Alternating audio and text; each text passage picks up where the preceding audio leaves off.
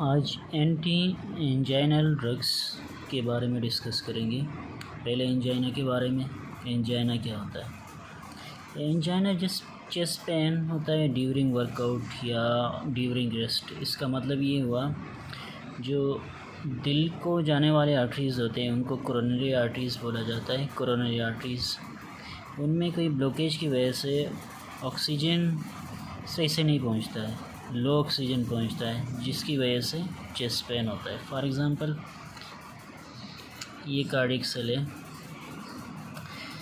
अब इस सेल ये वेसल है और ये सेल है, यानी ये आर्टरी है और ये सेल है। अगर ये आर्टरी के बीच में कोई प्लग हो, प्लग किसी भी टाइप का होगा, कोई ब्लड क्लॉट हो या एथेरोस्क्लेरोसिस कहते हैं, मतलब ये कि कोई चर्बी वगैरह यहाँ पे ऑब्स्ट्रक्ट कर रहा है, जिसकी वजह से क्या हो रहा है, ये जो सेल है इसको न्यूट्रिएंट्स नहीं मिल रहे हैं, स्पेशली ऑक्सीजन नहीं मिल रहा है, तो एंड रिजल्ट क्या होगा, चेस्ट पेन होगा। अब एंजाइना के कितने टाइप्स होते हैं? एंजाइना के टाइप्स स्पेशली 3 होते हैं। एक को स्टेबल कहा जाता है।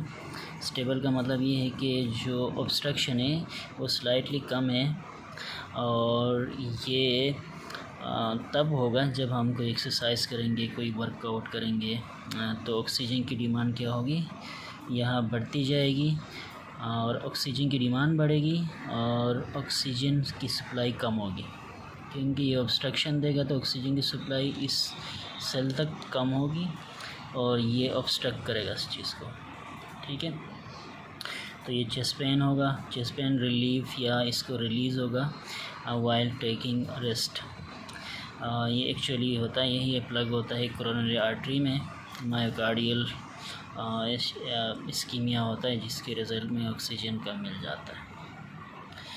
अब दूसरा है ये प्रेंसमेटल वेरिएंट वेज़ोस्पेज़म एंजाइना। इनके 3 नाम हैं, प्रेंसमेटल बोलो, वेरिएंट बोलो, वेज़ोस्पेज़म एंजाइना।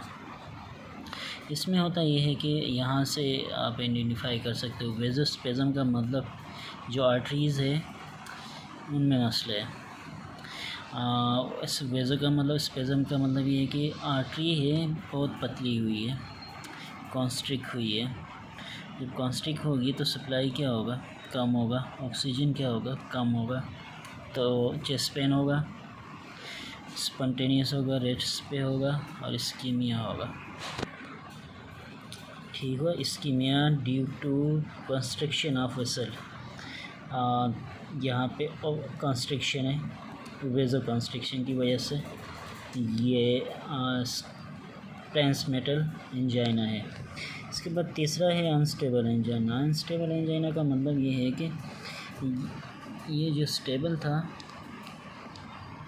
इससे थोड़ा सा ये क्या हुआ, ख़राब हो गया, जो ऑब्स्ट्रक्शन था वो थोड़ा सा ज़्यादा हुआ एज़ कम्पेयर टू स्टेबल में। तो इसमें क्या होगा, सेम यहाँ पे सेल को क्या मिलेगा, न्यूट्रिएंट्स नहीं मिलेंगे, यहाँ से ऑक्सीजन की सप्लाई कम होगा, तो आहिस्ता आहिस्ता ये पेन, चेस्ट पेन होगा, साथ साथ में ये चेस्ट पेन रेस्ट पे और एक्टिविटी दोनों में होगा, रिलीव नहीं होगा, तो इसलिए अनस्टेबल एंजाइना कहा जाता है इसको। इसके अलावा 1-2 टर्म्स और हैं, नॉन STMI या मायोकार्डियल इन्फार्क्शन। लाजिमी अनस्टेबल होगा, कंटिन्यूसली इस सेल को ऑक्सीजन नहीं मिलेगा तो यहाँ इन्फार्क्शन होगी, यहाँ ऑक्सीजन की डिमांड है लेकिन मिल नहीं रहा, लो ऑक्सीजन एंड डिमांड बढ़ा हुआ है, तो आहिस्ता आहिस्ता क्या हुआ कि ये MI की तरफ गया।